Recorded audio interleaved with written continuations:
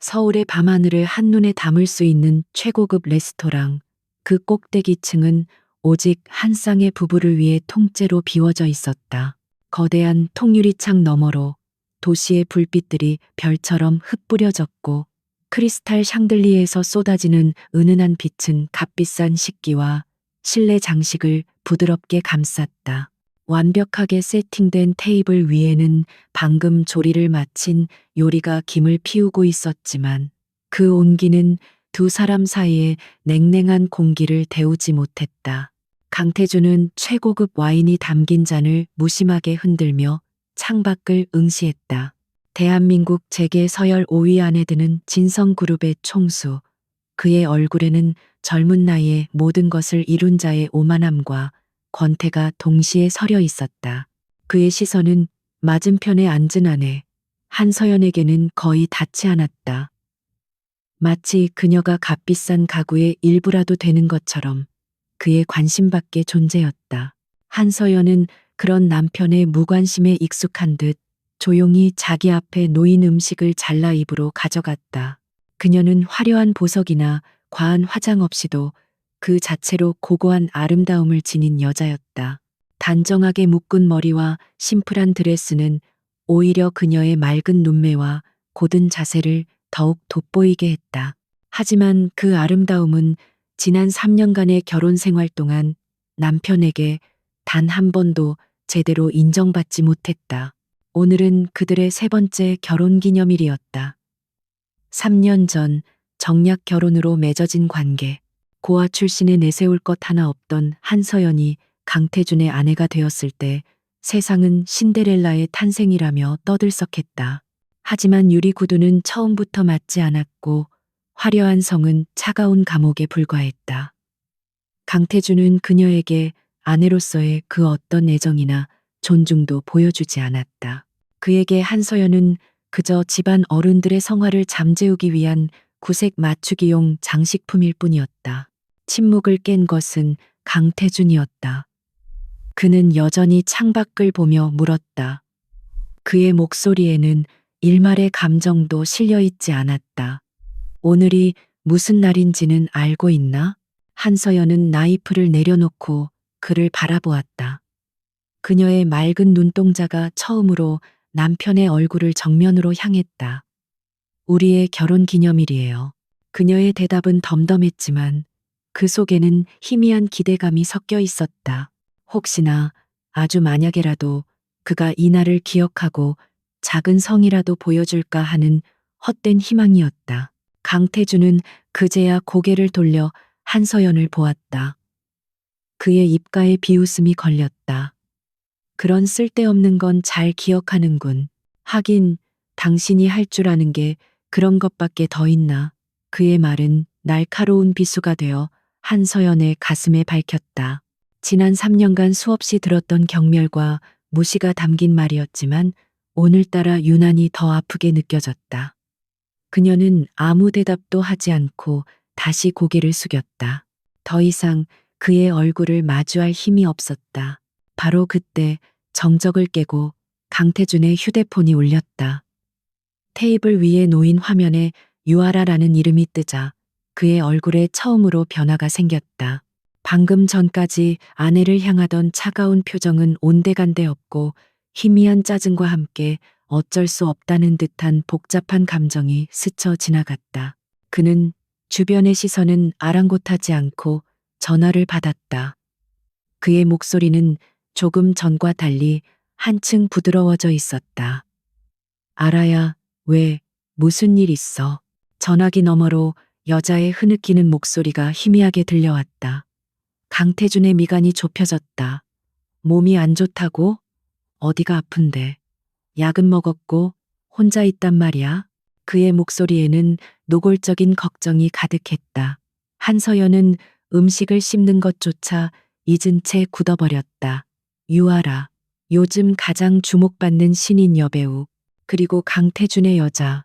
세상이 다 아는 공공연한 비밀이었지만 강태준은 단 한 번도 아내 앞에서 숨기려 하지 않았다. 강태준은 짧은 통화를 마치고 자리에서 일어났다. 그는 냅킨으로 입가를 닦으며 한서연에게 통보하듯 말했다. 급한 일이 생겨서 가봐야겠다. 식사는 마저 하고 들어가. 그의 말에는 최소한의 미안함조차 담겨 있지 않았다.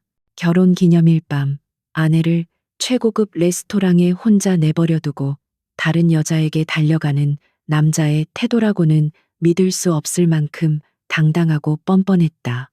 한서연은 천천히 고개를 들어 그를 보았다. 그녀의 눈빛은 더 이상 슬픔이나 원망을 담고 있지 않았다. 텅 빈 것처럼 보일 정도로 깊고 고요했다. 그녀는 나지막이 물었다. 오늘이 무슨 날인지 잊었어요? 우리 결혼 기념일이잖아요. 그것은 애원이 아니었다. 마지막 확인에 가까운 질문이었다. 그녀의 마음속에서 무언가 단단히 굳어지고 있음을 알리는 신호였다. 강태주는 그런 그녀의 질문이 귀찮다는 듯 넥타이를 고쳐 매며 말했다. 기념일이 밥 먹여주나? 사람이 아프다는데 그럼 모른 척하란 말이야? 당신처럼 한가한 사람이 아니야. 그는 마지막 말과 함께 뒤돌아섰다. 그의 넓은 등이 레스토랑의 화려한 조명 아래서 점점 멀어졌다.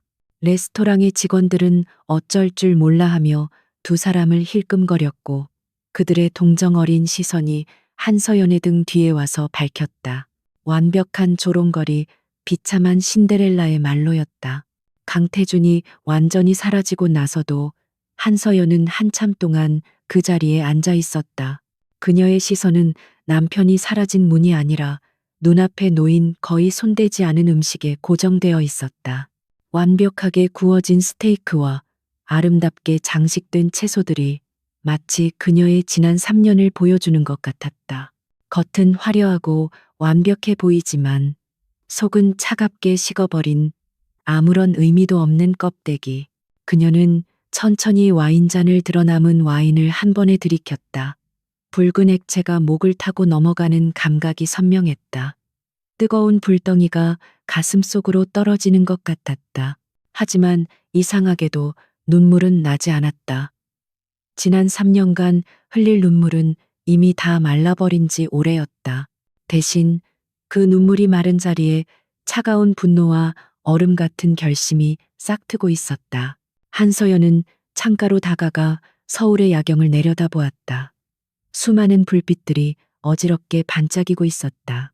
저 불빛 아래 어딘가에서 그녀의 남편은 다른 여자와 함께 있겠지. 그녀를 철저히 무시하고 짓밟으면서 말이다. 그녀는 더 이상 그런 삶을 견딜 수 없었다. 아니, 견디지 않을 것이다. 고아 출신의 힘없는 여자 한서연으로서의 삶은 오늘 밤으로 끝이다. 그녀는 자신의 손을 내려다보았다. 가늘고 하얀 손가락. 지난 3년간 집안일을 하고 남편을 내조하는 것 외에는 아무것도 하지 않았던 손. 하지만 이 손은 본래 그런 용도로 만들어진 것이 아니었다.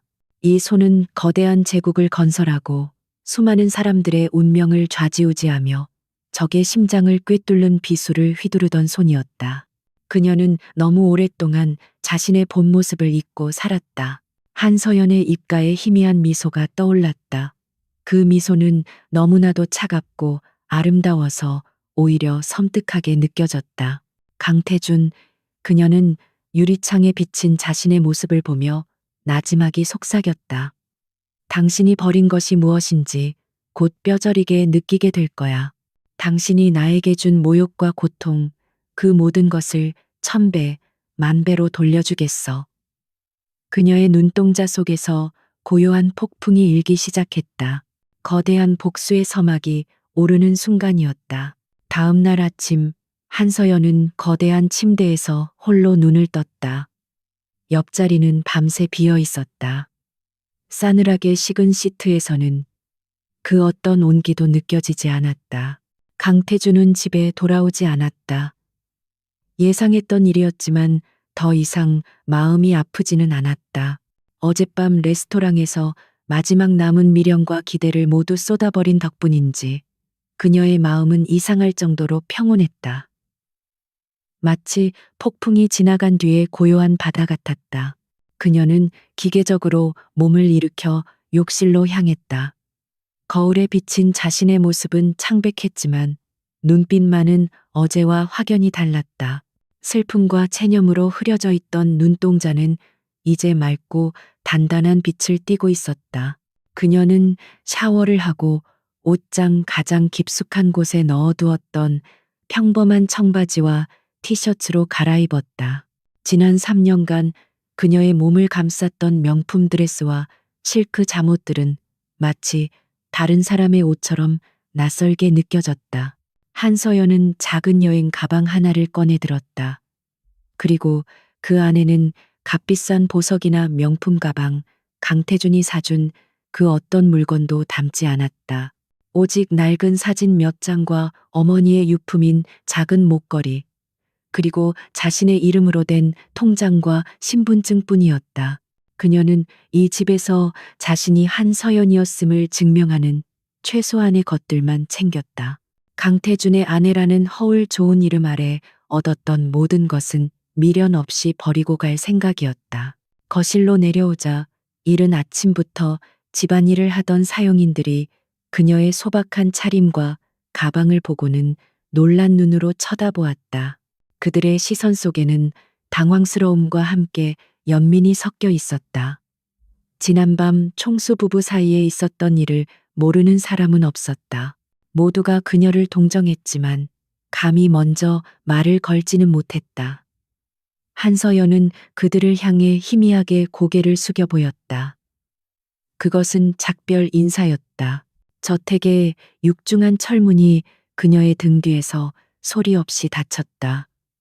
지난 3년간 그녀를 가두었던 화려한 감옥에서 마침내 걸어 나오는 순간이었다. 그녀는 단 한 번도 뒤돌아보지 않았다. 아침 햇살이 그녀의 얼굴 위로 쏟아졌고 그녀는 눈을 가늘게 뜨며 깊게 숨을 들이마셨다. 비로소 자유로워진 기분이었다. 이제 진짜 자신으로 돌아갈 시간이었다. 같은 시각 진성그룹 본사 회장실에서 강태준은 집사로부터 걸려온 전화를 받았다. 회장님, 사모님께서 아침 일찍 가방 하나만 들고 집을 나가셨습니다. 집사의 목소리에는 조심스러움이 묻어났다. 강태준은 서류에서 눈을 떼지도 않은 채 코웃음을 쳤다. 나가? 어딜 간다고. 며칠 바람 쐬고 싶다는 거겠지. 내버려둬. 돈 떨어지면 알아서 기어들어올 테니. 그에게 한서연의 가출은 그저 어린애의 투정 같은 것이었다. 세상 물정 모르는 고아 출신 여자가 자신의 배경 없이는 단 하루도 버티지 못할 것이라고 굳게 믿고 있었다. 그는 한서연이 곧 자신의 비참한 현실을 깨닫고 눈물로 용서를 빌며 돌아올 것이라 확신했다. 그의 머릿속은 온통 어젯밤 유아라의 가녀린 모습과 곧 있을 중요한 인수합병 건으로 가득 차 있었다. 아내의 존재는 이미 까맣게 잊은 지 오래였다. 하지만 그의 예상은 얼마 지나지 않아 완전히 빗나갔다. 비서가 들어와 뜻밖의 손님을 알렸다. 회장님, 법무법인 정인의 최민혁 변호사라는 분이 찾아오셨습니다. 사모님 관련 용무라고 합니다. 강태준은 미간을 찌푸렸다. 변호사? 고작 가출했다는 걸로 변호사까지 동원해서 시위라도 하겠다는 건가? 그는 짜증스러운 표정으로 들어오라고 손짓했다. 깔끔한 정장 차림의 변호사는 회장실로 들어와 정중하게 인사한 뒤 강태준의 책상 위에 서류 봉투 하나를 내려놓았다. 한서연 씨의 위임을 받고 온 최민혁 변호사입니다. 여기 이혼 합의서입니다. 확인하시고 서명해 주시면 됩니다. 그 말에 강태준은 순간 자신의 귀를 의심했다. 이혼, 감히 저 여자가 먼저 자신에게 이혼을 요구한단 말인가. 그는 헛웃음을 터뜨리며 서류를 집어들었다. 그의 눈이 빠르게 내용을 훑어내려갔다. 위자료 청구 없음, 재산 분할 청구 없음, 오직 두 사람의 혼인 관계를 최대한 신속하게 정리해달라는 내용뿐이었다. 강태준의 얼굴에서 웃음기가 사라졌다. 그는 도무지 이해할 수 없었다. 돈이 목적이 아니라면 대체 왜 자신의 아내라는 영광스러운 자리를 아무런 대가도 없이 걷어차 버리겠다고? 이게 지금 장난하는 겁니까? 강태준의 목소리에 분노가 실렸다. 그것은 아내를 잃는 슬픔이 아니라 자신의 소유물이라 여겼던 존재가 감히 반기를 든 것에 대한 모욕감과 당혹감에서 비롯된 분노였다. 한서연 씨, 지금 어디 있습니까? 당장 내 앞에 데려와요. 고작 며칠 굶었다고 머리가 어떻게 된 모양인데 정신 차리게 해줘야지. 최 변호사는 강태준의 위협적인 태도에도 전혀 동요하지 않고 차분하게 대답했다. 의뢰인의 소재지는 알려드릴 수 없습니다. 다만 이혼에 대한 의지는 매우 확고하십니다. 회장님께서 합의하지 않으실 경우 곧바로 소송을 진행할 준비도 마쳤습니다. 그의 단호한 태도에 강태준은 할 말을 잃었다. 이것은 단순한 시위가 아니었다. 모든 것이 철저하게 준비된 계획적인 행동이었다. 강태준은 이를 갈며 펜을 집어들었다. 자존심이 상했지만 이 문제를 질질 끌어 언론에 알려지는 것은 원치 않았다. 그는 어차피 한서연이 곧 후회하게 될 것이라고 생각하며 거칠게 서류에 서명했다. 좋아, 원하는 대로 해주지. 대신 한서연 씨에게 똑똑히 전해. 오늘 이 선택을 평생 후회하며 땅을 치게 될 거라고. 다시는 내 눈앞에 나타나지 말라고 말이야. 한편 한서연은 서울의 중심부 강남의 한복판에 서 있었다. 그녀가 탄 검은색 세단은 에델레드 홀딩스라는 영문 간판이 붙은 초현대적인 빌딩 앞에 멈춰 섰다. 3년 전 그녀가 잠시 떠나왔던 그녀의 진짜 제국이었다. 차문이 열리자 말끔한 정장을 입은 30대 후반의 남자가 다가와 깍듯하게 허리를 숙였다. 회장님, 돌아오신 것을 환영합니다. 그는 지난 3년간 한서연을 대신해 에델레드 홀딩스 한국 지사를 이끌어온 박진수 이사였다. 그는 그녀의 가장 충성스러운 신복이자 유능한 조력자였다. 오랜만이네요, 박 이사. 내가 없는 동안 별일은 없었겠죠? 한서연의 목소리는 더 이상 힘없고 순종적이던 아내의 목소리가 아니었다. 냉철하고 위험 있는 절대 권력자의 음성이었다. 회장님의 계획대로 모든 것이 순조롭게 진행되었습니다. 무대는 완벽하게 준비되었습니다. 박 이사는 그녀에게 태블릿 PC를 건네며 보고했다. 한서연은 익숙하게 태블릿을 받아들고 복잡한 데이터와 그래프들을 빠르게 훑어보았다. 그녀의 눈빛은 순식간에 날카로운 사업가의 것으로 변했다. 3년의 공백이 무색할 만큼 그녀는 모든 상황을 완벽하게 파악하고 있었다. 그녀는 빌딩의 로비를 가로질러 전용 엘리베이터로 향했다. 직원들은 갑자기 나타난 젊은 여성이 누구인지 궁금해하면서도 그녀에게 깍듯하게 인사하는 박 이사의 모습을 보고는 감히 함부로 쳐다보지 못했다. 최고층에 위치한 회장실에 들어선 한서연은 거대한 유리창 앞에 섰다. 저 멀리 진성그룹의 본사 건물이 장난감처럼 작게 보였다. 좋아요. 그녀는 도시를 내려다보며 입을 열었다. 그녀의 입가에 차가운 미소가 걸렸다. 이제 막을 올리도록 하죠. 1단계의 계획을 실행하세요. 목표는 진성그룹입니다. 잠들어 있던 암사자가 마침내 깨어나 포효를 시작했다. 강태준이 자신의 발로 걷어찬 여자가 어떤 존재였는지 이제 온 세상이 알게 될 터였다. 잔인하고도 화려한 복수극에 막이 올랐다. 강태준은 만족스러운 미소를 지으며 보고서를 내려놓았다. 한서연이 집을 나간 지 일주일이 지났지만 그의 일상에는 그 어떤 균열도 생기지 않았다. 오히려 귀찮은 존재가 사라져버린 덕분에 업무에 더 집중할 수 있었다. 이혼 서류는 이미 처리되었고 그녀의 존재는 그의 인생에서 완벽하게 지워진 듯했다. 이제 그의 관심은 오직 진성그룹의 미래를 책임질 새로운 성장 동력, 바이오젠테크 인수권에 쏠려 있었다. 바이오젠테크는 혁신적인 신약 개발 기술을 보유한 유망한 바이오 기업이었다. 비록 현재 재정난을 겪고 있었지만 그 잠재력만큼은 업계 최고로 평가받고 있었다. 강태준은 이 회사를 인수하여 진성그룹의 사업 포트폴리오를 다각화하고 미래 먹거리 시장을 선점할 계획이었다.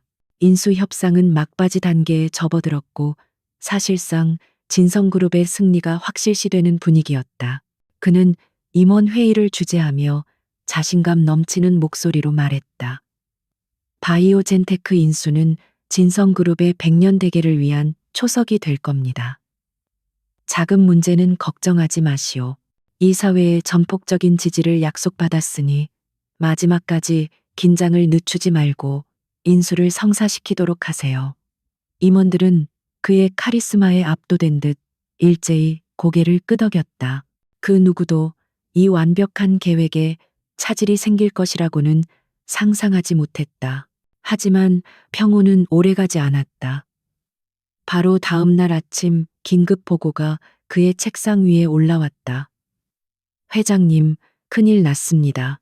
어젯밤 사이에 정체불명의 해외 자본이 바이오젠테크의 주식을 대량으로 매집했습니다. MA 팀장의 다급한 목소리에 강태준의 미간이 좁혀졌다. 정체불명의 자본? 어디인데? 그는 대수롭지 않다는 듯 물었다.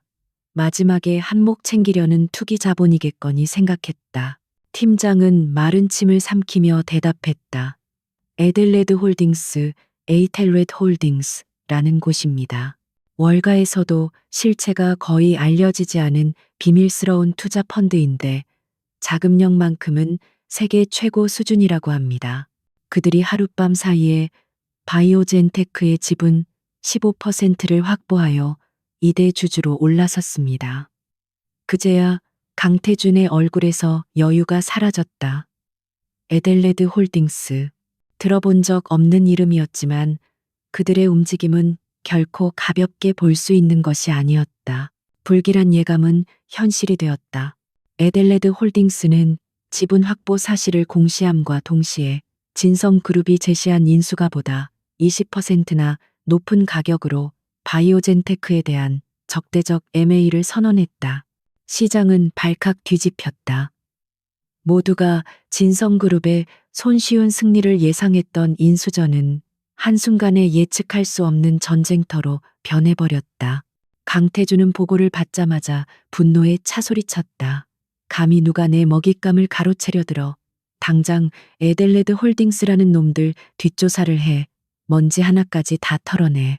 진성그룹의 정보팀이 총동원되었지만 에델레드 홀딩스는 이름처럼이나 베일에 쌓인 존재였다. 그들은 수많은 유령 회사를 통해 거미줄처럼 복잡하게 자금을 운용했고 그 정점에 누가 있는지는 그 누구도 알아내지 못했다.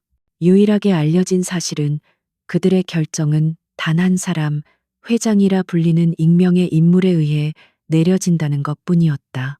강태준은 생전 처음으로 보이지 않는 적에 대한 답답함과 모욕감을 느꼈다. 인수전은 점점 더 치열해졌다. 강태준이 인수가를 올리면 에델레드 홀딩스는 마치 여예하는 것처럼 즉시 그보다 더 높은 가격을 불렀다. 그들의 자금력은 마치 마르지 않는 샘과도 같았다. 진성그룹은 무리하게 자금을 동원하느라 재무 구조에 조금씩 무리가 가기 시작했다.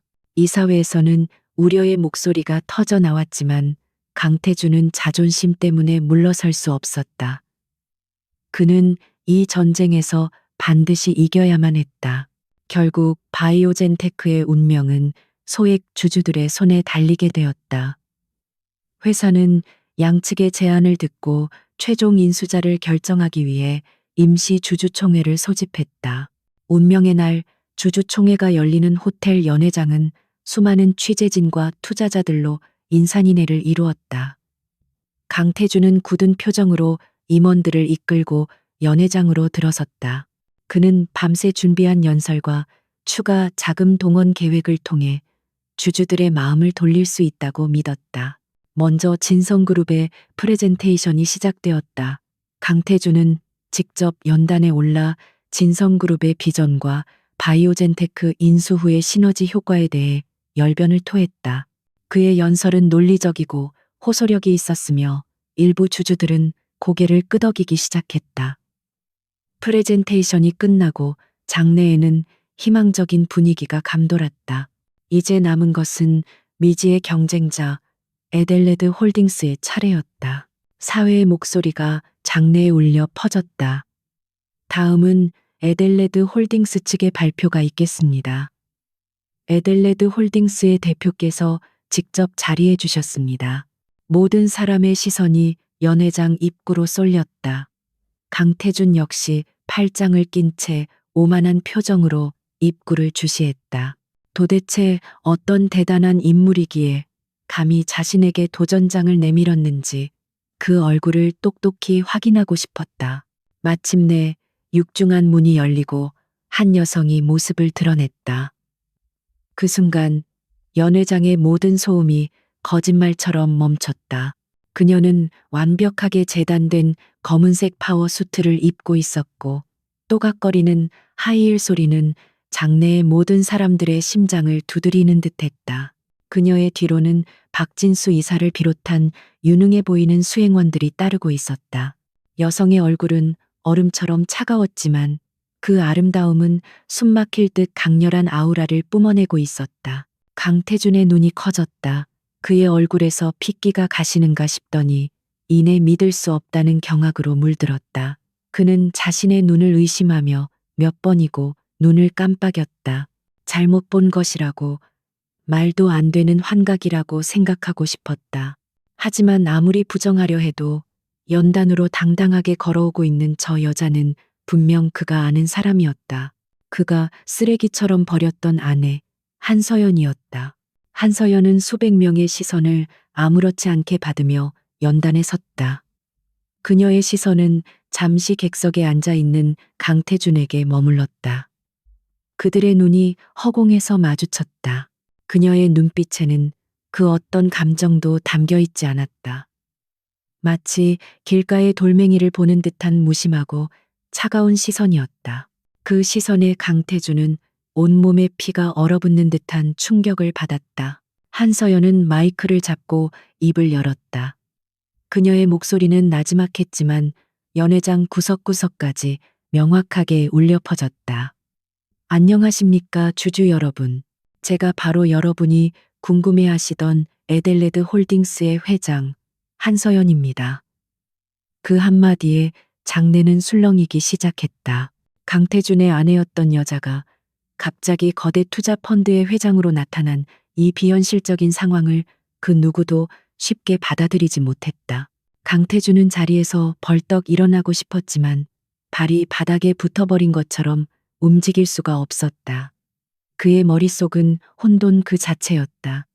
고아 출신의 볼품없던 여자, 자신의 그늘 아래서 조용히 살림이나 하던 여자, 그 한서연이 어떻게 에델레드 홀딩스의 주인이 될 수 있단 말인가.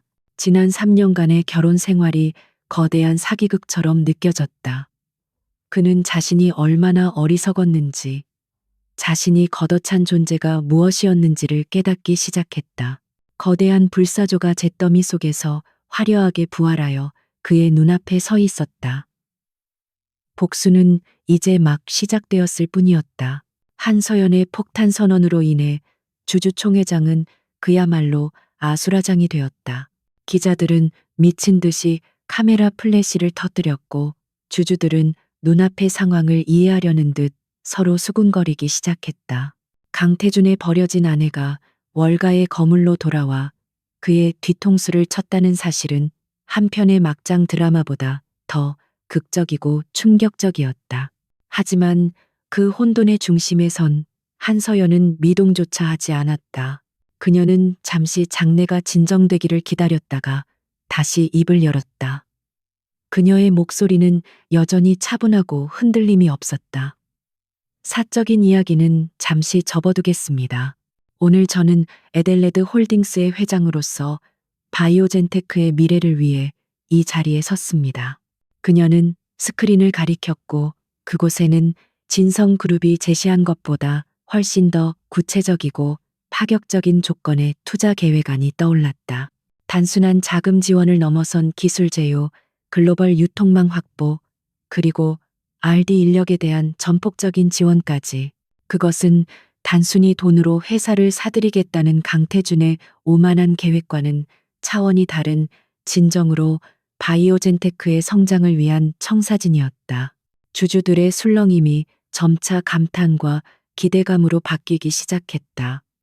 그들은 더 이상 한서연을 강태준의 전처로 보지 않았다. 그들 앞에는 냉철한 판단력과 압도적인 자본을 갖춘 유능한 사업가만이 서 있을 뿐이었다. 강태준은 얼어붙은 채 그 모든 광경을 지켜볼 수밖에 없었다. 그의 머릿속에서는 어떻게, 왜라는 질문이 수만 번도 더 되풀이되었다. 그가 알던 한서연은 분명 이런 여자가 아니었다. 세상 물정 모르고 그가 주는 생활비에 의존하며 순종적으로 집안일만 하던 여자. 그 모습이 전부 위장이었다는 말인가? 지난 3년의 세월이 송두리째 부정당하는 기분이었다. 치밀어 오르는 배신감과 모욕감에 그는 주먹을 불끈 쥐었다. 투표 결과는 불보듯 뻔했다. 압도적인 표 차이로 바이오젠테크는 에델레드 홀딩스의 품에 안겼다. 강태준은 자신의 완벽한 계획이 한순간에 물거품이 되는 것을 무력하게 지켜봐야만 했다. 주주총회가 끝나고 한서연은 승리자의 여유로운 미소와 함께 기자들에게 둘러싸였다. 강태준은 그 모습을 뒤로한 채 쏟아지는 질문들을 애써 무시하며 굴욕적으로 연회장을 빠져나왔다. 진성그룹 본사 회장실의 공기는 살얼음판처럼 차가웠다. 강태준은 돌아오자마자 값비싼 크리스탈 재떨이를 벽에 던져 박살냈다. 임원들은 숨소리조차 내지 못하고 고개를 숙인 채 그의 분노가 가라앉기만을 기다렸다. 전부 쓸모없는 놈들. 고작 여자 하나 뒷조사도 제대로 못해서 이 꼴을 만들어. 그의 고함이 방 전체를 울렸다. 하지만 그 누구도 섣불리 입을 열지 못했다. 상대는 단순한 여자 하나가 아니었기 때문이다. 그날 이후 한서연의 반격은 본격적으로 시작되었다. 바이오젠테크 인수는 그저 시작을 알리는 신호탄에 불과했다. 그녀의 다음 목표는 진성그룹의 심장부를 직접 겨냥하고 있었다. 에델레드 홀딩스는 막대한 자금력을 이용해 진성그룹의 핵심 계열사 주식을 조금씩 사들이기 시작했다. 동시에 진성그룹과 수십 년간 거래해온 해외의 핵심 부품 공급업체와 독점 계약을 맺어버렸다. 어느 날 오후 강태준은 비서로부터 믿을 수 없는 보고를 받았다. 독일의 자동차 부품 회사 슈미트 에이지가 진성 자동차와의 재계약을 파기하고 에델레드 홀딩스의 자회사와 새로운 파트너십을 체결했다는 소식이었다. 슈미트 에이지는 진성 자동차의 엔진 핵심 부품을 20년 넘게 독점 공급해온 대체 불가능한 파트너였다. 당장 다음 달부터 생산 라인 전체가 멈출 수도 있는 최악의 상황이었다. 강태준은 즉시 슈미트 에이지의 회장에게 직접 전화를 걸었다. 그는 분노를 억누르며 최대한 정중하게 물었다. 회장님, 이게 도대체 어떻게 된 일입니까? 20년의 신의를 이렇게 저버릴 수 있습니까? 수화기 너머로 돌아온 대답은 냉정했다. 미안하네, 강 회장. 비즈니스는 비즈니스일 뿐이야. 에델레드 측에서 우리 회사의 수권 사업이었던 전기차 배터리 기술에 대한 투자를 약속했네. 자네라면 어떤 선택을 하겠나? 전화를 끄는 강태준은 허탈하게 의자에 주저앉았다. 이것은 우연이 아니었다. 한서연은 진성그룹의 가장 약한 고리가 어디인지, 가장 치명적인 급소가 어디인지를 너무나도 정확하게 알고 공격해오고 있었다. 지난 3년간 그녀는 그저 순종적인 아내인 척 연기하며 조용히 진성그룹의 모든 내부 정보와 약점을 파악하고 있었던 것이다. 그는 호랑이 새끼를 제 손으로 안방에 들인 것이나 다름없었다. 압박은 계속되었다. 진성건설이 사활을 걸고 추진하던 중동의 대규모 플랜트 건설 사업은 에델레드 홀딩스가 보증을 선 경쟁사에 빼앗겼다. 진성화학의 주력 상품은 원자재 공급망이 막히면서 생산에 차질이 생겼고 주가는 연일 폭락했다. 한때 철옹성처럼 보였던 강태준의 제국은 사방에서 동시다발적으로 시작된 공격에 조금씩 균열을 보이기 시작했다. 그는 처음으로 두려움이라는 감정을 느끼고 있었다. 같은 시각 에델레드 홀딩스의 회장실에서 한서연은 박진수 이사의 보고를 받으며 태연하게 차를 마시고 있었다. 회장님의 지시대로 진성그룹의 주요 파트너사 7곳과의 계약을 성공적으로 가로챘습니다.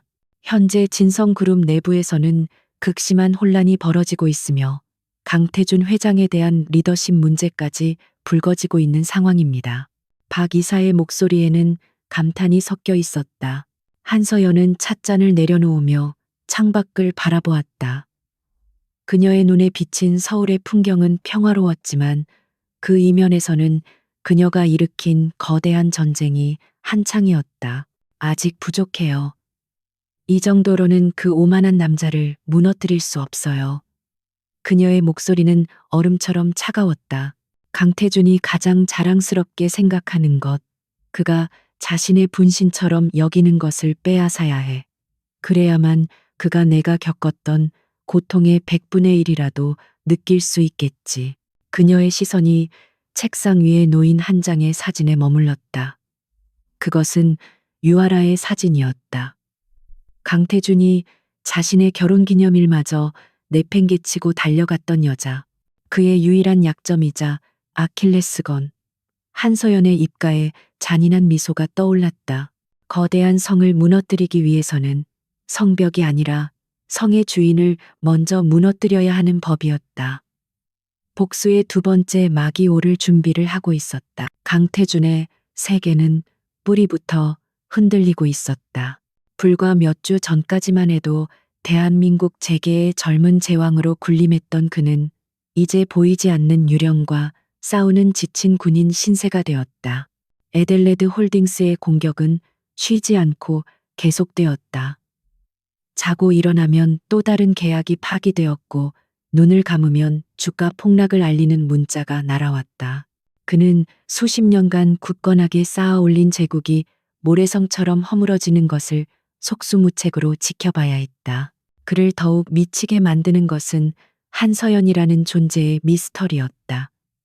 그는 진성그룹의 모든 정보력을 동원해 그녀의 과거를 파헤쳤다. 하지만 그들이 찾아낸 것이라고는 20여 년 전 작은 보육원 앞에 버려진 아이였다는 기록뿐이었다. 그 이후의 삶은 평범하기 그지없었다. 장학금으로 근근히 학업을 마쳤고 변변한 직장도 없이 아르바이트를 전전하다가 기적처럼 그의 할아버지 눈에 띄어 진성그룹의 안주인이 되었다. 그 어디에서도 거대한 자본이나 숨겨진 배경의 흔적은 찾아볼 수 없었다. 말도 안 돼. 유령이 돈다발을 들고 나타났다는 소리를 지금 나더러 믿으라는 건가. 강태준은 조사 보고서를 집어던지며 소리쳤다. 하늘에서 수천억이 뚝 떨어지기라도 했단 말이야. 다시 찾아봐. 그녀가 만났던 모든 사람, 스쳐 지나간 모든 인연을 샅샅이 뒤져서라도 실체를 알아내. 하지만 그는 알고 있었다. 이것은 단순한 조사를 통해 밝혀질 수 있는 문제가 아니라는 것을. 한서연은 처음부터 완벽한 가면을 쓰고 자신에게 접근했던 것이다. 그는 지난 3년간 아내가 아닌 정체 모를 괴물과 함께 살았던 셈이다. 같은 시각 서울의 스카이라인이 한눈에 내려다 보이는 에델레드 홀딩스 회장실에서 한서연은 조용히 창밖을 응시하고 있었다. 그녀의 눈빛은 복잡한 상념에 잠겨 있었다. 박진수 이사가 조용히 다가와 그녀가 좋아하는 홍차를 내려놓았다. 회장님, 너무 무리하시는 것 아닙니까? 요즘 거의 쉬지 못하셨습니다. 그의 목소리에는 진심 어린 걱정이 묻어 있었다. 그는 단순한 부하 직원이 아니었다. 그녀의 비밀을 알고 있는 유일한 사람이자 그녀의 과거와 현재를 잇는 연결고리였다. 한서연은 천천히 고개를 돌려 그를 보았다. 괜찮아요, 박 이사. 이 정도는 아무것도 아니에요. 그녀의 입가에 씁쓸한 미소가 스쳤다. 지옥에서 살아 돌아온 사람에게 이 정도 싸움은 그저 가벼운 몸풀기에 불과하니까. 그녀는 손에 들고 있던 낡은 펜던트를 만지작거렸다. 그것은 어머니의 유품이자 그녀가 잃어버린 과거의 상징이었다. 그녀의 본명은 한서연이 아니었다. 그녀는 한때 대한민국 모든 재벌가 위에 군림했던 전설적인 천마그룹의 마지막 핏줄, 문설이었다. 천마그룹은 막강한 자본과 기술력으로 한 시대를 풍미했던 거대한 제국이었다. 하지만 그 영광은 탐욕스러운 내부의 적에 의해 산산조각 났다. 그녀가 10살 되던 해 자상했던 아버지와 아름다웠던 어머니는 의문의 비행기 사고로 동시에 세상을 떠났다.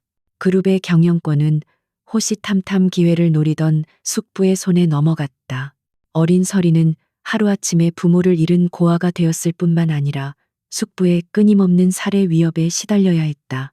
그녀는 아버지의 가장 충직했던 비서실장, 즉 박진수 이사의 아버지인 박 비서의 도움으로 겨우 목숨을 부지했다. 박 비서는 어린 주인을 지키기 위해 자신의 모든 것을 걸었다. 그는 서리가 15살 되던 해 남해에서 요트 사고로 실종된 것처럼 위장했다. 세상은 천마그룹의 마지막 후계자가 비극적으로 생을 마감했다고 믿었다. 숙부는 눈의 가시가 사라지자 안심하고 그룹을 완전히 장악했지만 무리한 사업 확장과 방만한 경영으로 결국 거대했던 제국을 공중분해시키고 말았다. 세상으로부터 완벽하게 지워진 문서리는 박비서 부자의 도움 아래 한서연이라는 새로운 이름으로 살아가야 했다. 그녀는 부모님이 남긴 막대한 비자금을 기반으로 스위스 비밀 계좌를 통해 자금을 운용하는 법을 배웠고 월가로 건너가 에델레드 홀딩스라는 유령 회사를 설립했다. 그녀는 복수를 위해 그리고 언젠가 아버지의 명예를 되찾기 위해 지난 10년간 어둠 속에서 조용히 힘을 길렀다. 철저하게 자신의 정체를 숨긴 채 거미줄처럼 얽힌 금융 네트워크의 정점에서 세상을 움직이는 법을 터득했다. 박진수 이사는 그녀의 상념을 읽은 듯 조심스럽게 입을 열었다. 회장님, 아직도 이해할 수 없습니다. 왜 하필 강태준이었습니까? 3년 전 회장님의 계획에 결혼은 없었습니다. 그 위험한 선택을 하신 이유가 무엇입니까? 그의 질문에 한서연의 눈빛이 미세하게 흔들렸다. 그것은 그녀의 완벽했던 계획 속 유일한 오점이자 가장 아픈 상처였다. 가장 완벽한 은신처였으니까요. 그녀는 나지막이 대답했다. 죽은 줄 알았던 천마그룹의 후계자가 라이벌이었던 진성그룹의 며느리로 들어갈 것이라고는 그 누구도 상상하지 못했을 테니까. 나는 그저 조용한 그림자로 3년만 버티면 숙부에 대한 공소시효가 끝나고 완벽한 자유를 얻을 수 있을 거라고 생각했어요. 하지만 그것이 전부는 아니었다. 그녀는 차마 입 밖으로 내지 못한 진실을 속으로 삼켰다. 그녀는 강태준을 멀리서 지켜보면서 그에게서 자신과 닮은 외로움의 그림자를 보았다. 젊은 나이에 그룹을 짊어진 무게, 목표를 향해 거침없이 달려가는 야망. 그녀는 어쩌면 그라면 자신의 아픔을 이해해 줄 수도 있을 거라 잠시나마 착각했다. 평범한 여자 한서연으로서 진짜 사랑을 하고 가정을 꾸리는 삶을 꿈꾸었던 것이다. 복수와 증오로 가득 찬 자신의 인생에서 유일한 탈출구가 되어줄지도 모른다고 믿었다. 하지만 그것은 헛된 망상이었다. 결혼 생활 3년 동안 강태준이 그녀에게 보여준 것은 끝없는 경멸과 무시, 그리고 배신뿐이었다. 그는 그녀의 작은 희망을 자신의 손으로 직접 짓밟아 버렸다. 특히 결혼기념일 밤 그녀를 레스토랑에 혼자 버려두고 다른 여자에게 달려갔을 때 그녀 안에 잠들어 있던 문서리가 비로소 완전히 깨어났다. 사랑에 대한 미련과 평범한 삶에 대한 동경은 산산조각 났고 그 자리에는 차가운 복수심과 얼어붙은 증오만이 남았다.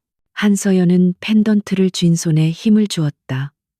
이제 그런 감상적인 생각은 버렸어요. 박 이사. 강태준은 나에게 사랑이라는 헛된 꿈을 꾸게 한 대가를 치르게 될 거예요. 그는 나의 정체를 궁금해하겠지. 하지만 영원히 알지 못할 거야. 자신이 짓밟은 여자가 어떤 지옥에서 돌아왔는지, 그리고 그 지옥을 자신에게도 똑같이 선물해 주리라는 것을. 그녀의 눈빛은 더 이상 과거에 대한 슬픔이 아닌 미래의 복수에 대한 확고한 의지로 불타고 있었다.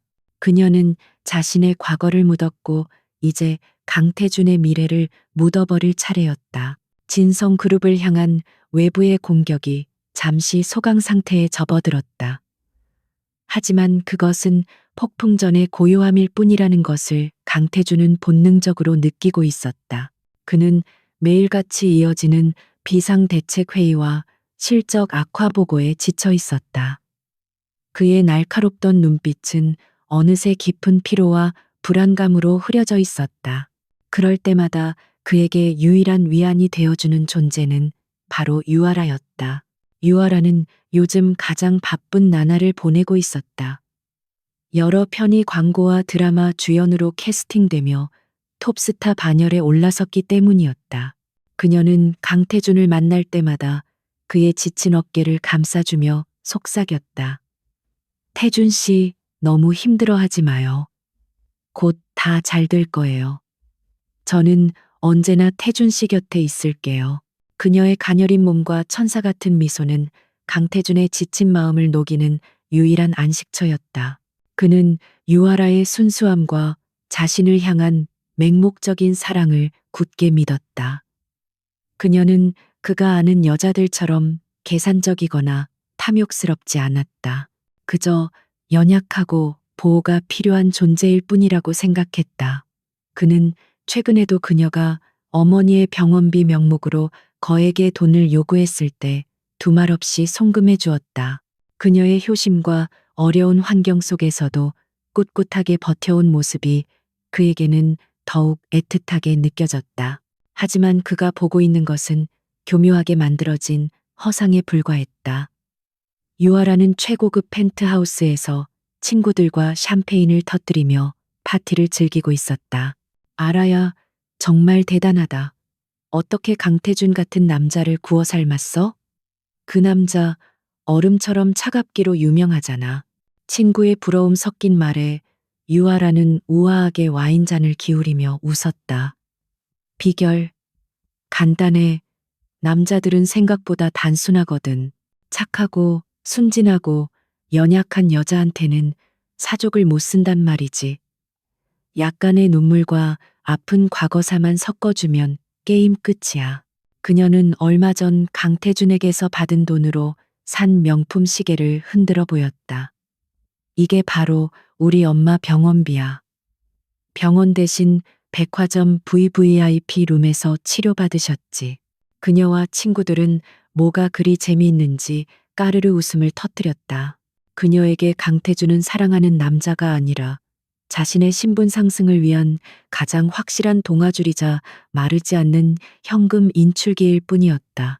그녀는 한서연이라는 여자가 조용히 사라져 준 것을 신의 축복이라고 생각했다. 바로 그 시각 한서연은 박진수 이사가 건넨 두툼한 파일을 검토하고 있었다. 파일의 표지에는 유아라 신상조사 보고서라고 적혀 있었다. 모든 증거는 확보되었습니다. 회장님, 그녀의 과거 행적, 가족들의 사치스러운 생활, 그리고 병원 진단서 위조 기록까지 완벽합니다. 언제 실행하시겠습니까? 박 이사의 목소리는 감정 없이 건조했다. 한서연은 파일에서 눈을 떼지 않은 채 나지막이 말했다. 사람이 가장 행복하다고 느끼는 순간이 언제일까요? 박 이사. 그녀의 뜬금없는 질문에 박 이사는 대답하지 못했다. 그녀는 스스로 답했다. 모든 것을 다 가졌다고 믿는 순간, 세상이 자신의 발 아래 있는 것처럼 느껴지는 바로 그 순간이겠죠. 유아라는 지금 정상에 서 있어요. 가장 높은 곳에서 떨어질수록 더 아픈 법이죠.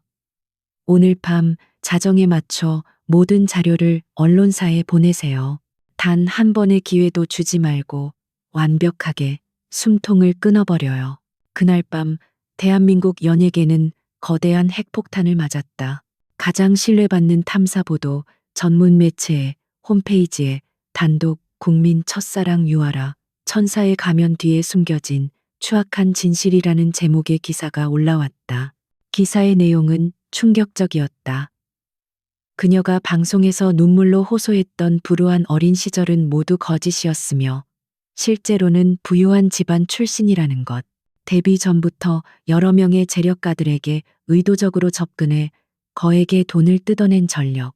결정적인 증거는 그녀가 만성 신부전증으로 병원 치료를 받고 있다며 동정심을 유발했던 것이 모두 사기였다는 사실이었다.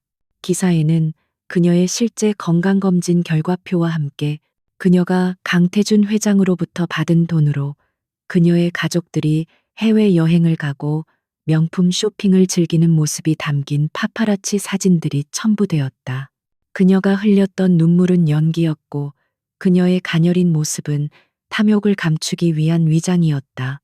기사가 터져 나오자마자 인터넷은 마비될 지경이었다. 대중의 반응은 가히 폭발적이었다. 그녀의 순수한 이미지를 사랑했던 팬들은 가장 무서운 안티로 돌아섰다.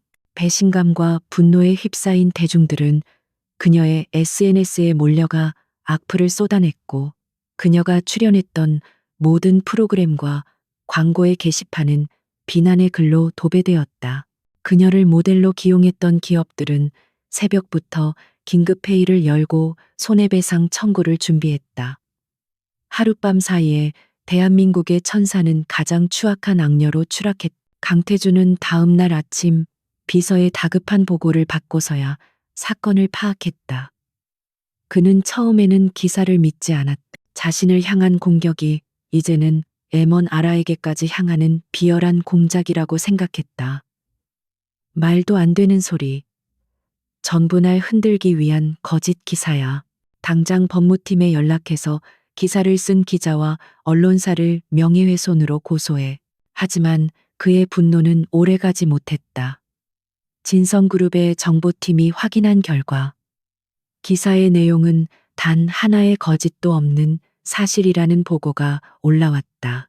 심지어 유아라가 다른 남자들에게 보냈던 애정사기 행각의 증거까지 첨부되어 있었다.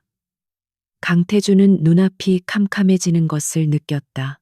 자신이 유일하게 믿고 의지했던 존재, 자신의 상처를 보듬어 주던 천사가 사실은 자신의 등 뒤에 칼을 꽂으려던 사기꾼이었다는 사실을 마주해야 했다.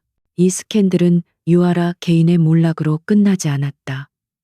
언론은 자연스럽게 그녀의 가장 큰 물주였던 강태준에게로 초점을 옮겼다. 희대의 사기극에 노란한 제인송그룹 강태준 회장, 리더의 판단력, 과연 이대로 괜찮은가? 온갖 조롱 섞인 기사들이 쏟아져 나왔다. 연이은 사업 실패로 리더십의 상처를 입었던 그는 이제 대국민 사기극의 어리석은 피해자로 전락하며 조롱거리가 되었다. 이것은 재정적 손실보다 훨씬 더 뼈아픈 그의 자존심에 대한 사망 선고였다. 강태준은 텅 빈 회장실에 홀로 앉아 모니터에 떠 있는 유아라의 기사를 보고 있었다. 그리고 그 옆에는 한서연이 바이오젠테크 인수전에서 승리하며 미소 짓는 사진이 나란히 떠 있었다. 그는 그제야 깨달았다. 이 모든 것이 누구의 작품인지를. 이것은 우연히 터진 스캔들이 아니었다. 가장 완벽한 타이밍에 가장 치명적인 방식으로 자신의 명예를 짓밟기 위해 정교하게 설계된 공격이었다. 한서연의 복수는 그의 사업체를 무너뜨리는 것뿐만 아니라 그의 영혼까지 파괴하려는 잔인한 계획이었던 것이다. 그는 주먹으로 책상을 내리쳤지만 공허한 소리만이 방안을 울렸다. 유아라 스캔들이라는 태풍이 휩쓸고 간자리는 처참했다. 다음 날 아침 주식시장이 열리자마자 진성그룹의 모든 계열사 주가는 약속이나 한 듯 수직으로 곤두박질 쳤다. 파란색 하락 화살표가 전광판을 뒤덮었고 투자자들의 공포에 찬 비명이 객장을 가득 메웠다. 단 하루 만에 진성그룹의 시가총액은 수조 원이 증발해버렸다. 그것은 단순한 주가 하락이 아니었다. 총수 강태준의 리더십과 도덕성에 대한 시장의 냉혹한 심판이었다. 진성그룹 본사는 그야말로 전쟁터였다. 쉴 새 없이 울리는 전화, 빗발치는 언론의 취재 요청, 그리고 성난 주주들의 항해 방문으로 로비는 아수라장이 되었다. 임원들은 창백한 얼굴로 복도를 뛰어다녔고 직원들은 불안한 눈빛을 교환하며 제자리를 지키지 못했다.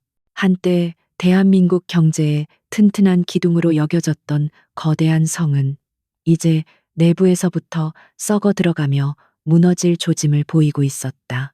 강태준은 회장실에서 뜬 눈으로 밤을 새웠다. 그는 핏발선 눈으로 주가 그래프를 노려보며 연신 담배를 피워댔다. 법무팀과 홍보팀을 총동원해 사태 수습에 나섰지만 걷잡을 수 없이 번지는 불길을 잡기에는 역부족이었다. 유아라 스캔들은 단순한 가십을 넘어 강태준의 경영 능력 자체에 대한 불신으로 이어졌다.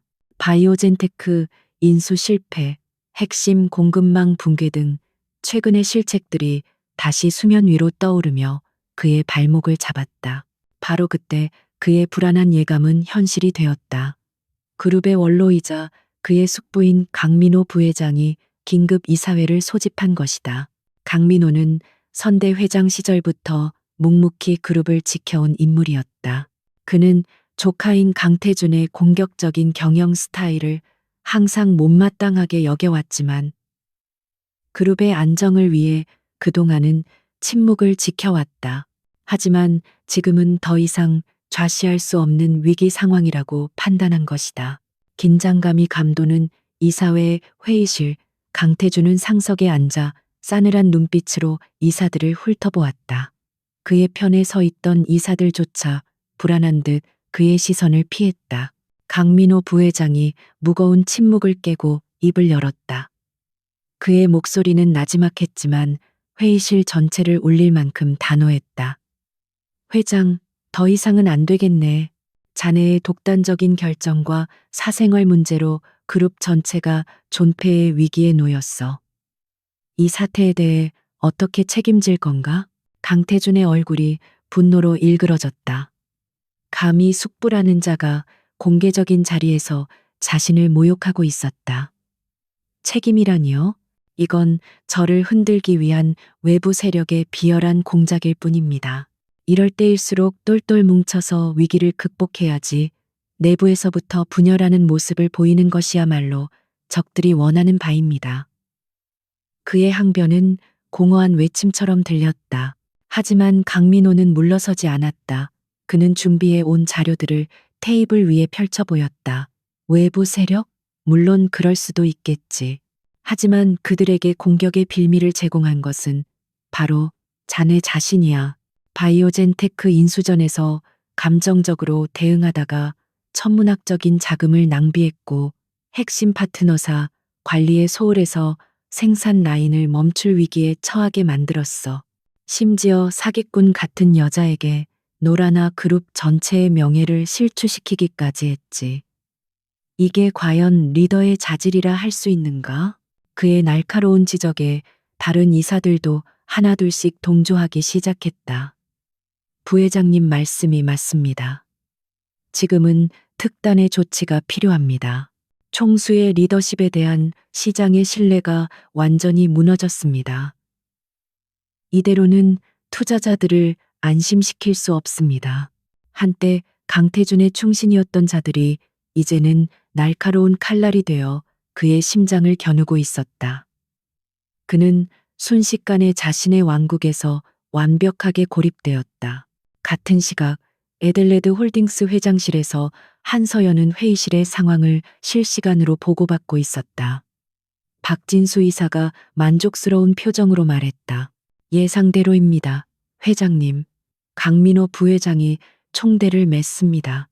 이사회는 완전히 분열되었고 강태준의 입지는 바람 앞에 등불 신세가 되었습니다. 한서연은 체스판의 말을 옮기듯 태연하게 지시를 내렸다. 좋아요. 이제 늙은 여우들에게 미끼를 던질 시간이군요. 박 이사가 직접 강민호 부회장 측과 접촉하세요. 우리가 그들의 백기사가 되어줄 수 있다고 제안하세요. 우리는 진성그룹의 경영권을 원하는 것이 아니라 단지 무능한 리더를 교체하고 그룹을 안정시키는 데에만 관심이 있다고 말이에요. 물론 그 대가로 우리가 원하는 몇몇 핵심 계열사에 대한 지분을 넘겨받는 조건으로요. 그것은 악마의 제안이었다.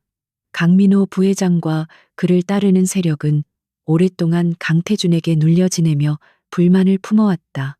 한서연은 그들의 권력욕을 정확하게 꿰뚫어보고 그들이 거부할 수 없는 달콤한 제안을 던진 것이다. 그들은 에델레드 홀딩스라는 막강한 우군을 얻어 강태준을 몰아내고 한서연은 큰 힘을 들이지 않고 진성그룹을 내부에서부터 와해시킬 수 있는 완벽한 시나리오였다. 그날 밤 강민호 부회장은 박진수 이사와 은밀하게 만났다. 처음에는 경계하던 그도 에델레드 홀딩스 측이 제시하는 파격적인 조건과 진성그룹의 미래에 대한 청사진을 듣고는 마음이 움직이기 시작했다. 강태준의 독단적인 경영 아래서는 그룹 전체가 침몰할 수도 있다는 위기감이 그의 마지막 남은 혈연의 정을 압도했다. 결국 그는 한서연의 보이지 않는 손을 잡기로 결정했다. 강태준은 자신을 향한 내부의 쿠데타가 진행되고 있다는 사실을 까맣게 모른 채 홀로 고립된 성에서 무너진 자존심을 곱씹고 있었다. 그는 자신을 배신한 이사들에게 복수할 방법을 고민했지만 이미 그의 손에 남은 카드는 거의 없었다. 그의 전화는 더 이상 예전처럼 즉각적으로 연결되지 않았고 그의 지시는 현장에서 미묘하게 지연되거나 왜곡되어 전달되었다. 철옹성 같았던 그의 권력은 이제 모래알처럼 손가락 사이로 빠져나가고 있었다. 그는 더 이상 이 거대한 제국의 왕이 아니었다. 서서히 죽어가고 있는 몰락한 폭군일 뿐이었다. 강태준은 벼랑 끝에 몰려 있었다. 사방은 적들로 가득했고 발밑에서는 집안이 무너져 내리고 있었다. 한때 그의 말 한마디에 거대한 조직이 일사불란하게 움직였지만 이제는 그의 지시를 따르는 사람보다 그의 눈치를 살피는 사람이 더 많았다. 숙부인 강민호 부회장을 중심으로 한 반대파 세력은 에델레드 홀딩스라는 보이지 않는 지원군을 등에 업고 매일같이 그를 압박해왔다. 그는 곧 열릴 임시 주주총회에서 자신의 목이 날아갈 수도 있다는 사실을 직감했다. 이대로 무너질 수는 없었다. 그는 자존심 강한 포식자였고 포식자는 결코 순순히 사냥감으로 전락하지 않는다. 정상적인 방법으로는 이 판을 뒤집을 수 없다는 것을 깨달은 그는 마침내 금단의 선을 넘기로 결심했다. 그것은 그의 오만한 성격만큼이나 무모하고 위험한 마지막 도박이었다. 그는 비상 연락망을 통해 은밀하게 거래해오던 증권가의 작전 세력에게 연락을 취했다. 그의 계획은 단순하고도 악랄했다. 거짓 정보를 흘려 에델레드 홀딩스가 인수한 바이오젠테크의 임상시험에 치명적인 결함이 있는 것처럼 꾸미는 것이었다. 동시에 작전 세력을 동원해 공매도 폭탄을 터뜨려 주가를 폭락시키고 혼란을 틈타 헐값에 지분을 매입하여 경영권을 위협하려는 속셈이었다. 이것은 명백한 시세 조종이자 불법 행위였지만 그에게는 다른 선택지가 남아있지 않았다. 하지만 이 계획만으로는 부족했다. 이 모든 사태의 배후에 있는 한서연, 그녀를 직접 흔들어야만 했다. 그는 그녀가 아무리 변했다 한들 지난 3년간 함께 살았던 정이 조금이라도 남아있을 것이라는 일말의 기대를 버리지 못했다. 어쩌면 눈물로 호소하고 과거의 추억을 들먹이면 그녀의 마음이 약해질지도 모른다고 생각했다. 그것은 지독한 착각이었지만 물에 빠진 사람은 지푸라기라도 잡는 법이었다. 그는 공식적인 경로가 아닌 최민혁 변호사를 통해 한서연에게 단둘이 만날 것을 제안했다. 전 남편으로서 마지막으로 할 말이 있다는 지극히 사적인 명분을 내세웠다. 며칠간 답이 없자 초조해질 무렵 뜻밖에도 그녀는 그의 제안을 수락했다. 약속 장소는 그들이 결혼 전 처음으로 함께 식사를 했던 한적한 한옥 레스토랑의 별채였다. 그는 그 장소가 그녀의 마음을 움직일 수 있는 작은 장치가 되기를 바랐다. 약속 당일 강태주는 평소의 오만한 모습은 온데간데 없이 초췌한 얼굴로 먼저 도착해 그녀를 기다렸다. 잠시 후 한서연이 별채의 문을 열고 들어섰다. 그녀는 여전히 흠잡을 데 없이 완벽하고 차가운 모습이었다. 그녀의 등장에 방 안의 공기가 순간 얼어붙는 듯했다. 그녀는 그의 맞은편에 조용히 앉아 아무 말 없이 그를 응시했다. 그 눈빛은 마치 그의 영혼까지 꿰뚫어 보는 것처럼 깊고 고요했다. 먼저 침묵을 깬 것은 강태준이었다. 그는 애써 부드러운 목소리를 만들어냈다. 와줘서 고마워. 당신이 안 나올지도 모른다고 생각했어. 한서연은 대답 대신 찻잔을 들어 향을 음미했다. 그녀의 여유로운 태도에 강태준은 조급함을 느꼈다. 그는 준비해온 대사를 시작했다. 서연 씨, 아니, 한서연 회장님, 내가 다 잘못했소. 내가 어리석었어. 내 곁에 있는 당신이 얼마나 소중한 사람인지 알아보지 못했지. 그는 과거를 회상하기 시작했다. 그들이 함께 보냈던 짧았던 시간들, 그가 거의 기억하지도 못하는 사소한 순간들을 마치 소중한 추억처럼 포장해서 늘어놓았다. 그의 목소리에는 후회와 애원이 짙게 배어 있었다. 제발 이쯤에서 멈춰주시오. 진성그룹은 내 인생의 전부요. 이렇게 무너지는 걸 볼 수는 없어. 당신이 원한다면 내 재산의 절반이라도 주겠소. 뭐든지 다 할 테니 제발. 그의 감정적인 호소가 절정에 달했을 때 한서연이 조용히 찻잔을 내려놓았다. 탁 하는 작은 소리가 그의 말을 끊었다. 그녀는 차가운 눈으로 그를 바라보며 입을 열었다. 그녀의 목소리는 얼음장 같았다. 강태준 씨, 지금 연극하는 건가요? 당신이 말하는 그 어리석고 순종적이었던 한서연은 이미 죽었어요.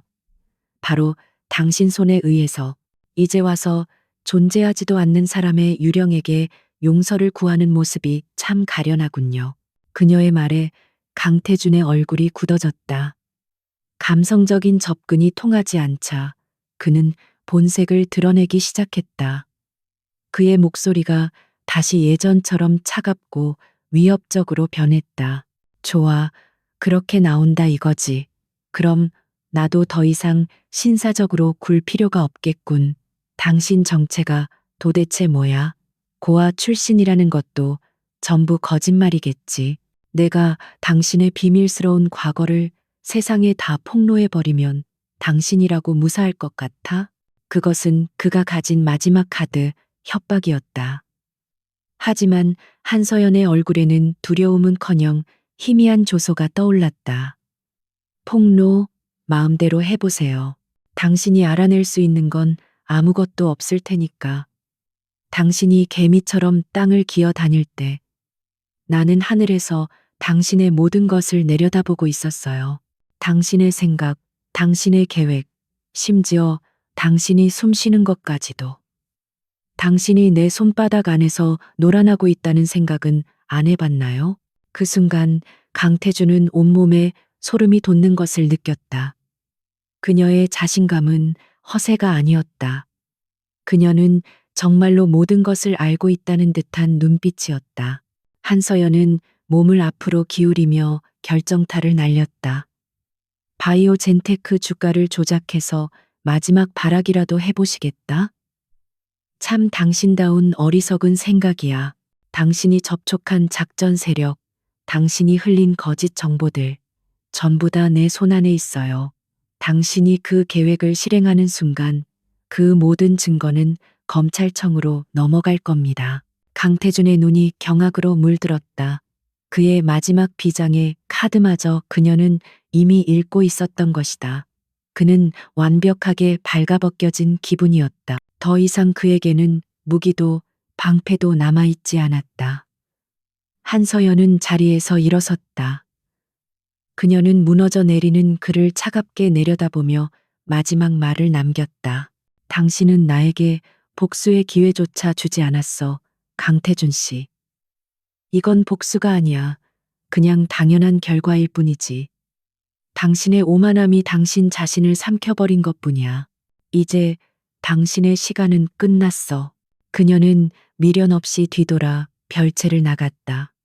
혼자 남겨진 강태준은 한참 동안 망연자실한 표정으로 앉아 있었다.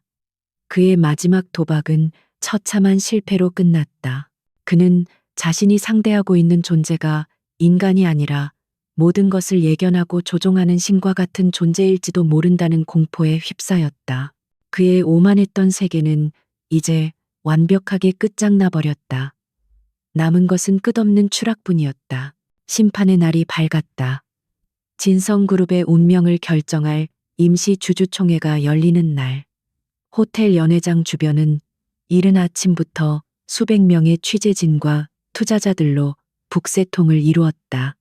대한민국의 모든 경제 뉴스는 오직 이 한 곳에 초점을 맞추고 있었다.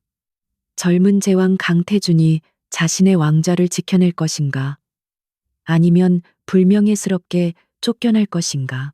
모두가 숨을 죽이고 역사의 현장을 지켜보고 있었다. 강태준은 굳게 입을 다문 채 차에서 내렸다.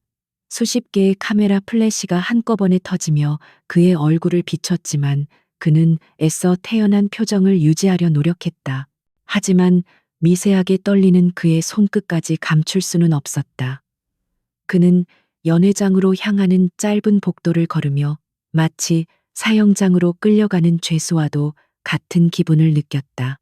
한때 자신을 향해 굽실거리던 수많은 얼굴들이 이제는 동정과 조롱이 뒤섞인 눈빛으로 그를 바라보고 있었다. 회의장에 들어서자 무겁게 가라앉은 공기가 그의 피부를 찔렀다. 상석에 앉아 있는 그의 자리만이 텅 비어 있었다. 그의 숙부인 강민호 부회장은 이미 반대파 이사들을 이끌고 자리를 잡은 채 그를 기다리고 있었다. 그들의 눈빛에서는 더 이상 혈연의 정을 찾아볼 수 없었다. 오직 냉혹한 권력 투쟁의 승리를 확신하는 자들의 여유만이 감돌 뿐이었다. 그는 이것이 단순한 회의가 아니라 자신을 공개적으로 처형하기 위해 마련된 재판정이라는 것을 깨달았다. 의장의 개회 선언과 함께 주주총회가 시작되었다. 첫 번째 안건은 예상대로 회장 강태준 해임 결의안이었다. 강민호 부회장이 직접 연단에 올라섰다. 그는 준비해온 자료를 스크린에 띄우며 강태준의 경영 실패 사례들을 조목조목 짚어나갔다. 바이오젠테크 인수 실패로 인한 막대한 손실, 연이은 파트너십 붕괴, 그리고 유아라 스캔들로 인한 그룹 이미지 실추까지 모든 것이 부인할 수 없는 사실이었다. 강민호는 비통한 표정을 지으며 목소리를 높였다.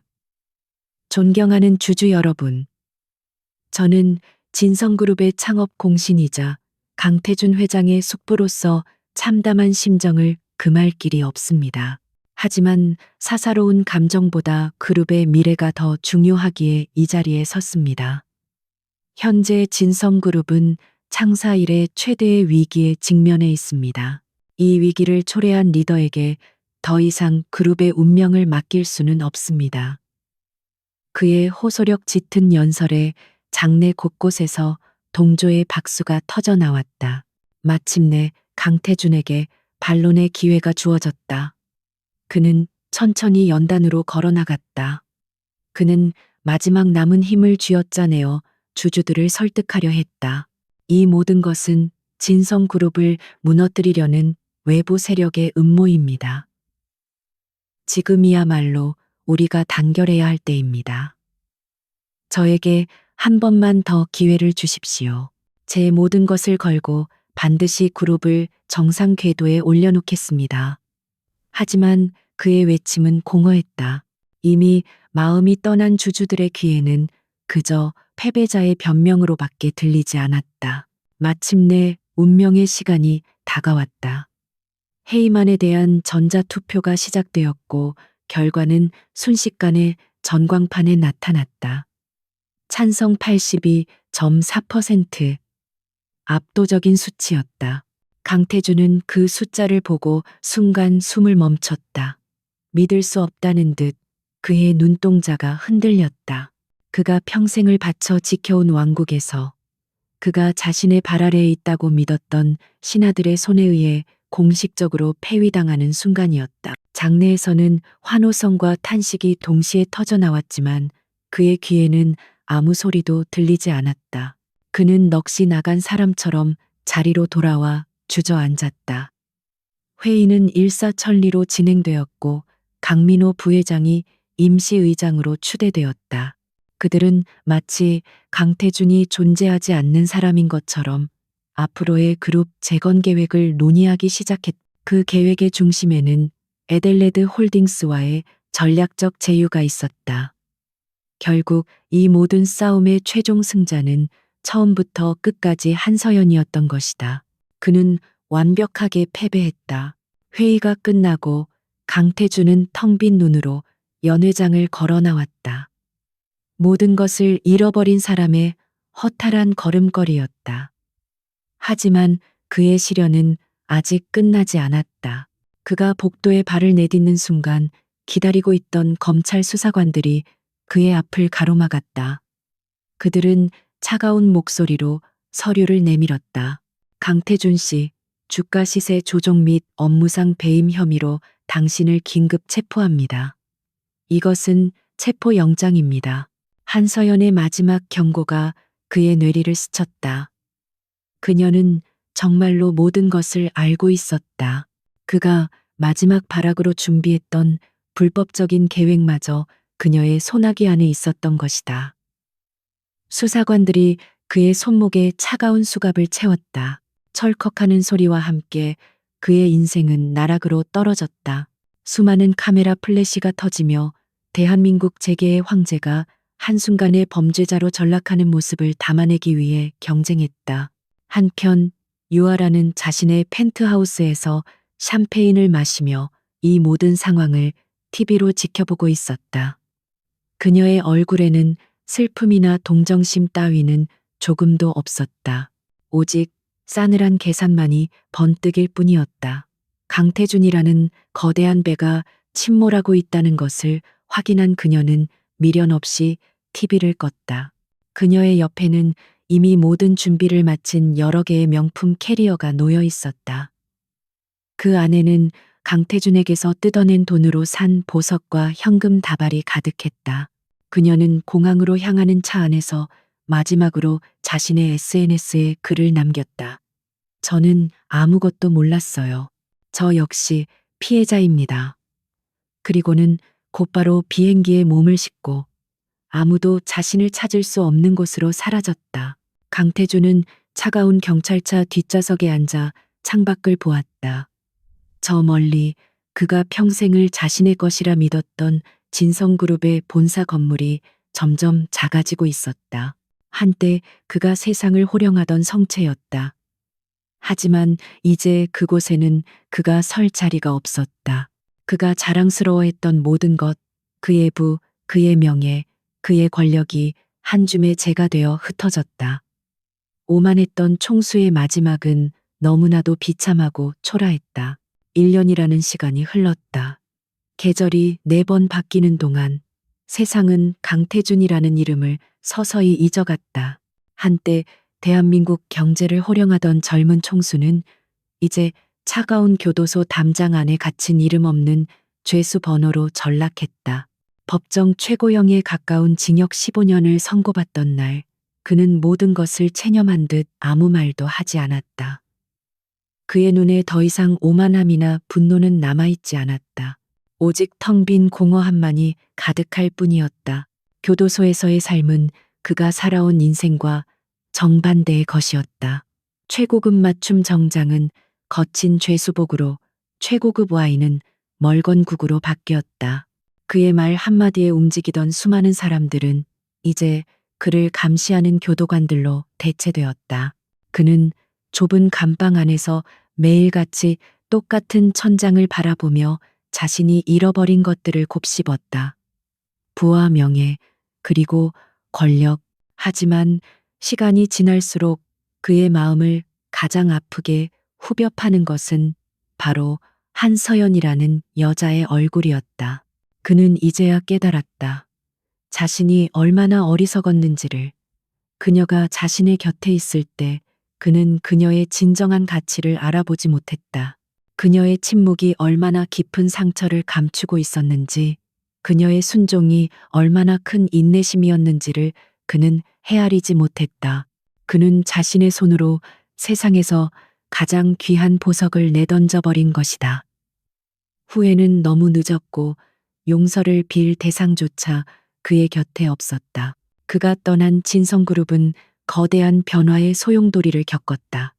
그의 숙부인 강민호가 회장 자리에 올랐지만 그것은 허울뿐인 명예직이었다. 그룹의 실질적인 의사 결정권은 최대 주주이자 전략적 파트너인 에델레드 홀딩스, 즉 한서연의 손에 있었다. 강민호는 처음에는 자신의 세상을 얻은 것처럼 행동했지만 곧 깨달았다. 자신은 그저 한서연이라는 거대한 체스판 위의 말에 불과하다는 것을. 한서연은 강태준처럼 독단적으로 그룹을 운영하지 않았다. 그녀는 전문 경영인들을 영입하여 투명하고 합리적인 시스템을 구축했다.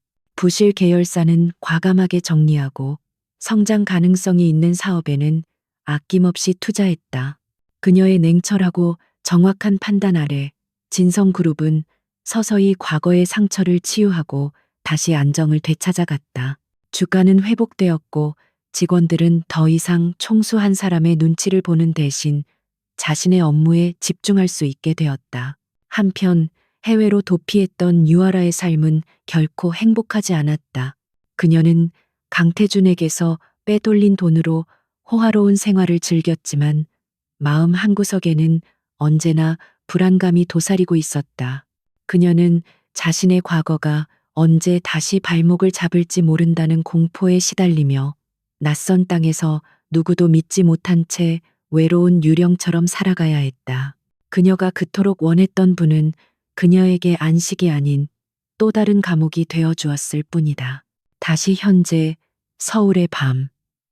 한서연은 에델레드 홀딩스 최고층 회장실의 거대한 통유리창 앞에 서 있었다.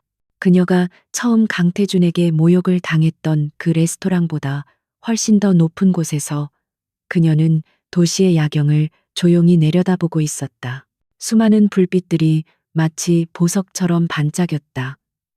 지난 1년간 그녀는 복수를 위해 쉼없이 달려왔다. 그리고 마침내 모든 것이 끝났다. 그녀의 마음속에는 승자의 희열이나 통쾌함은 없었다. 대신 오랜 시간 그녀를 짓누르던 무거운 짐을 내려놓은 듯한 평온함이 찾아왔다. 복수는 목적이 아니었다. 그것은 과거에 자신을 짓밟았던 모든 것들로부터 스스로를 해방시키고 자신의 존엄을 되찾기 위한 과정이었을 뿐이다. 그녀는 더 이상 천마그룹의 비운의 후계자 문서리의 그림자에 갇혀있지도 진성그룹의 불행한 아내였던 한서연의 상처에 얽매여 있지도 않았다. 그녀는 그 모든 과거를 딛고 일어선 온전한 자기 자신의 주인이 되었다. 그때 박진수 이사가 조용히 다가와 서류를 내밀었다. 회장님, 아프리카 빈민 지역을 위한 친환경 에너지 지원 사업 계획서입니다. 검토 부탁드립니다. 그것은 그녀가 오래전부터 구상해왔던 새로운 프로젝트였다. 더 이상 파괴와 복수가 아닌 창조와 희망을 위한 일이었다. 한서연은 서류를 받아들고 창밖의 도시를 향해 희미하게 미소 지었다. 그것은 지난 몇 년간 그녀의 얼굴에 떠올랐던 차갑고 계산적인 미소가 아니었다. 모든 것을 이겨낸 자의 따뜻하고 부드러운 진정한 미소였다. 폭풍은 지나갔고 그녀의 인생에 새로운 새벽이 밝아오고 있었다. 이제 그녀는 자신의 거대한 제국을 세상을 조금 더 나은 곳으로 만드는데 사용할 생각이었다. 그것이야말로 그녀가 자신에게 내리는 진정한 승리의 월계관이었다.